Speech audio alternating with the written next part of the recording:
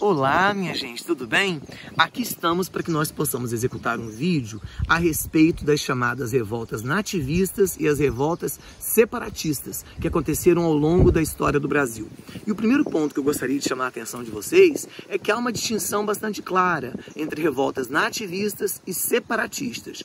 Nativistas são a ideia de revoltas nativas, que tiveram um caráter local, que queriam resolver alguma questão de ordem local, de ordem endógena, mas não propunham nada no sentido de separar o Brasil de Portugal. Já as revoltas separatistas, que são as Inconfidências, a Inconfidência Mineira, de 1789, a Inconfidência Fluminense, de 1795, e a Inconfidência Baiana, de 1798, todas elas, em que pese as especificidades de cada uma, todas elas propunham a separação do Brasil em relação a Portugal. Por isso elas são chamadas de inconfidências, conjurações ou movimentos separatistas. Então nos cabe falar, e aí nós temos outro vídeo aqui na nossa página, dentro da nossa construção do YouTube, um vídeo específico sobre as Inconfidências. Vai lá, curte e compartilha. Mas então, nesse caso aqui agora, nós falaríamos das revoltas mais importantes, que foram muitas, na história do Brasil, no período colonial, que são as revoltas nativistas. Quais seriam as mais importantes?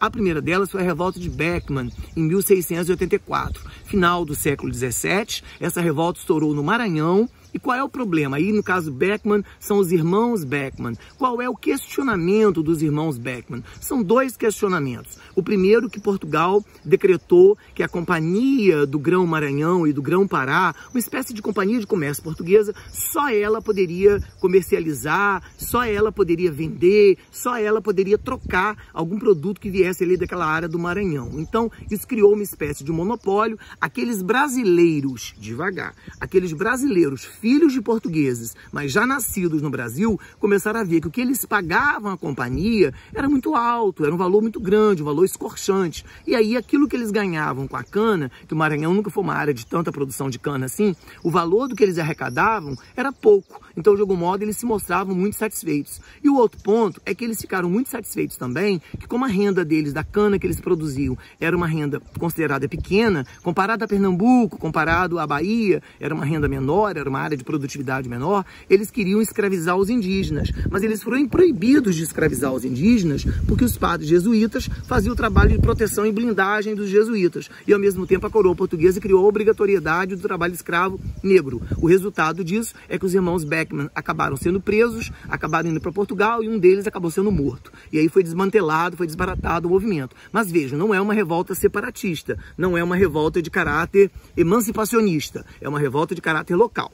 Depois, quando nós entramos no início do século XVIII, nos 1700 e alguma coisa, nós temos a Guerra dos Emboabas, a Guerra dos Mascates e a Revolta de Vila Rica. A Guerra dos Emboabas, ali em 1708, 1709, início do século XVIII, se deu em Minas Gerais. E o que tem a ver a Guerra dos Emboabas? Ora, quem descobriu o ouro e os diamantes foram os bandeirantes, não é isso? E aí havia uma espécie de briga muito particular entre os bandeirantes e os portugueses, porque logo que os bandeirantes descobriram, os bandeirantes paulistas, logo que os bandeirantes paulistas descobriram o ouro, os portugueses migraram de tudo quanto é lugar da Europa e mesmo do Brasil para a área de Minas Gerais. Então começaram a criar uma série de confrontos, porque os bandeirantes diziam que quem chegou primeiro foram eles. Então os primeiros lotes, os maiores veios, as maiores lavras deveriam ficar nas mãos deles. E como tinha um pássaro muito emplumado, de cor azul, naquela região chamada Emboaba, ele dizia que o português era um homem assim, emplumado, aprumado, que o português era um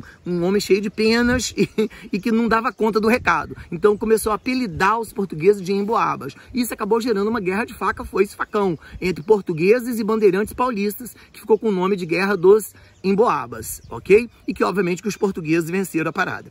Depois, em 1710, estourou a Revolta dos Mascates, que foi em Olinda, ali na região de Pernambuco. Qual é a queixa? Os holandeses tinham sido expulsos e esses comerciantes portugueses que sobraram, brasileiros, luso-brasileiros que sobraram ali, estão muito empobrecidos, muito pauperizados, porque a cana-de-açúcar praticamente faliu. Então eles começam a questionar o abandono da capitania de Pernambuco, o fato de haver, por parte de Portugal, cobrança de impostos, quando a capitania já está completamente falida e eles não têm condição de pagar a carga tributária. Que eles querem isenção de tributos, eles querem revisão da carga tributária, mas eles não têm condição de resolver isso. E a coroa reprime o movimento. É mais um movimento de caráter local. E por fim, a revolta de Filipe dos Santos, que estourou em 1720, quando a coroa portuguesa, na região de Vila Rica e em Ouro Preto, a coroa portuguesa criou a obrigatoriedade de que o ouro que saísse do Brasil não mais fosse em pepitas, em pedaços, que o ouro saído do Brasil teria que ser fundido em barra, e essa barra seria de 2 quilos, 4 quilos ou 10 quilos. A coroa criou as casas de fundição, para que esse ouro fosse então transformado em barra.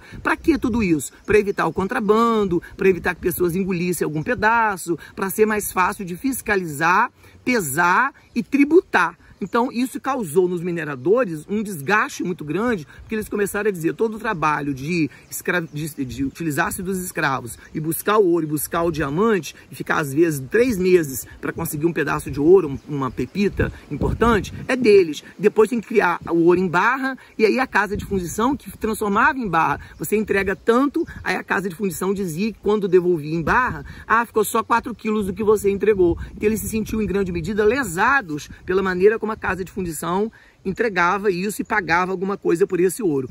Filipe dos Santos acabou sendo preso, detido e acabou sendo morto, o líder do movimento, e aí já é a primeira manifestação de que a relação entre os mineradores e os portugueses ia ser uma relação delicada, o que lá na frente acaba estourando a Inconfidência Mineira, que aí já não é mais uma revolta nativista, já é uma revolta separatista. Beleza? Fica aqui meu muito obrigado, espero que tenham gostado e até a próxima!